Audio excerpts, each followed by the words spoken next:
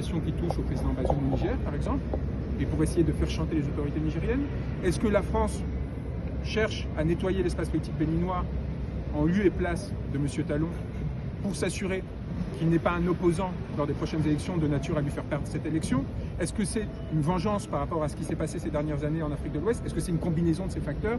En tout cas, il y a suffisamment d'éléments à charge contre les autorités françaises aujourd'hui et très peu d'éléments à décharge parce qu'encore une fois, sans que je puisse ne rentrer sur les détails de la procédure, à ce stade, il n'y a rien qui puisse sérieusement être reproché à M. Sebag. Juridiquement parlant, quelles sont les marges de manœuvre que nous avons ici pour manifester? Je pense qu'il est très important que les autorités françaises sachent que les ressortissants français et de façon générale les opinions publiques africaines et ouest-africaines n'acceptent pas que l'on arrête l'un des leurs pour des délits d'opinion et qu'on leur fasse encourir pour ces délits d'opinion et ou de presse jusqu'à 30 ans de prison.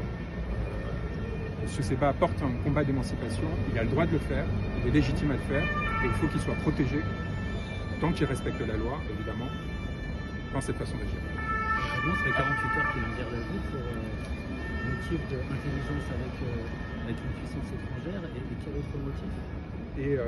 Atteinte le même crime, mais cette fois pour 10 ans de prison, parce qu'il aurait atteint aux intérêts fondamentaux de la nation. Ce qui est en fait la même version de la première accusation, mais délavée, beaucoup plus large.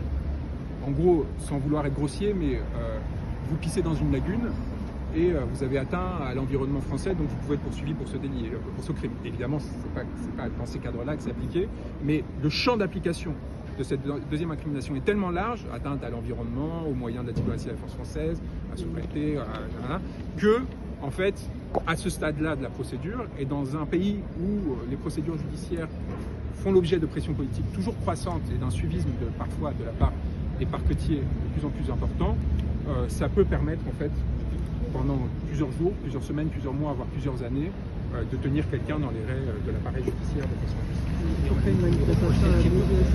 donc, on va manifester là-bas. Oui, on peut manifester là-bas. On peut manifester à la DGSE. Il n'y a rien dans ce qui a été énoncé, la seule chose que je peux dire, dans le cadre de cette procédure, qui ne soit pas publiquement connu et discuté. Il n'y a aucun élément, entre guillemets, caché des activités de Kémy Sebag qui serait en train de ressurgir.